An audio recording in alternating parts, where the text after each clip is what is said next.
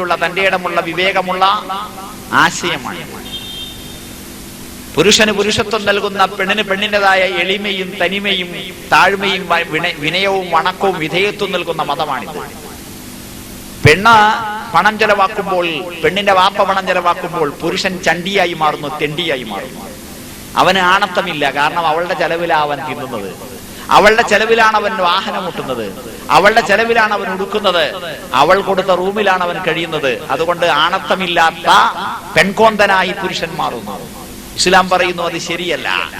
റിജാലു ഖവ്വാമൂന Allen നിസാ, പുരുഷന്മാർ ഭാര്യമാരുടെ മേൽനോട്ടം വഹിക്കേണ്ടവരാണ് എന്ന്. നിങ്ങൾക്കറിയാം, കുടുംബം ഒരു സ്ഥാപനമാണ്. എല്ലാ സ്ഥാപനത്തിനും ഒരു മേധാവി വേണം, ഇല്ലേ? ഒരു സ്കൂളിൽ 2 ഹെഡ് മാസ്റ്ററോ, ഒരു കോളേജിൽ 2 പ്രിൻസിപ്പാളോ, ഒരു രാജ്യത്ത് 2 മുഖ്യമന്ത്രിയോ, 2 പ്രധാനമന്ത്രിയോ, 2 പ്രസിഡന്റോ, ഒരേ സ്റ്റേഷനിൽ 2 SIയോ ഉണ്ടായാൽ അടിപിടി ബഹളങ്ങളായി, 2 കസേരകൾ തമ്മിലാണ്, ഇല്ലേ? കുടുംബം എന്ന സ്ഥാപനത്തില് ഒരു മേധാവി വേണം. ഭാര്യയ്ക്ക് അധികാരമുണ്ട്, ഭർത്താവിന് അധികാരമുണ്ട്, മാതാപിതാക്കൾക്കും മക്കൾക്കും അവരുടേതായ പരിധികളുണ്ട്. എന്നാൽ ആ കുടുംബമാകുന്ന മഹാസ്ഥാപനത്തിന്റെ മേധാവി ആരാകണം? അർറിജാലു ഖവ്വാമൂന അലൻ നിസാ. 14 നൂറ്റാണ്ട് മുമ്പ് വേദഗ്രന്ഥങ്ങളുടെ അവസാനത്തെ പതിപ്പായ ലേറ്റസ്റ്റ് ന്യൂസ് ആയ ലാസ്റ്റ് ടെസ്റ്റമെന്റ് ആയ ഖുർആൻ പറഞ്ഞു, പുരുഷനാകണം കുടുംബത്തിന്റെ മേധാവി. എന്തുകൊണ്ടാണ്? 2 കാരണം. ഒന്ന്, ബിമാ ഫളലല്ലാഹു ബഅദഹും അലാ ബഅദിൻ, അല്ലാഹു ചിലരെക്കാൾ മറ്റു ചിലരെ ശ്രേഷ്ഠരാക്കിയതിനാൽ. വ്യക്തമാണ്.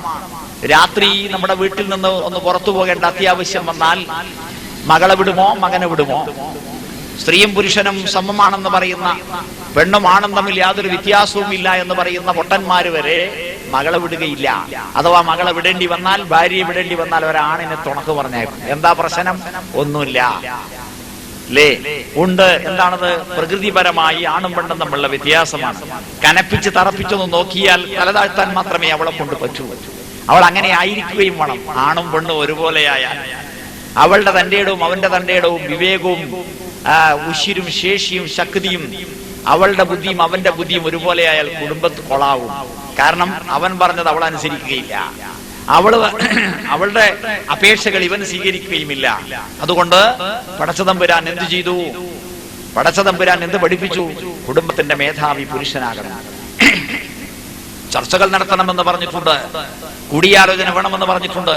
തീരുമാനത്തിന്റെ അന്തിമമായ ഒപ്പിടാനുള്ള അധികാരം പുരുഷനാകണം.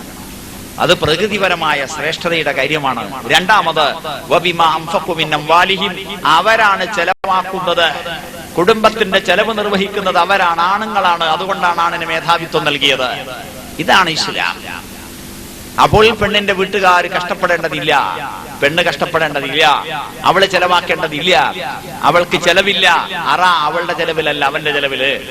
ആഭരണം അവളുടേതല്ല, അവന്റേത്. വസ്ത്രം അവളുടെ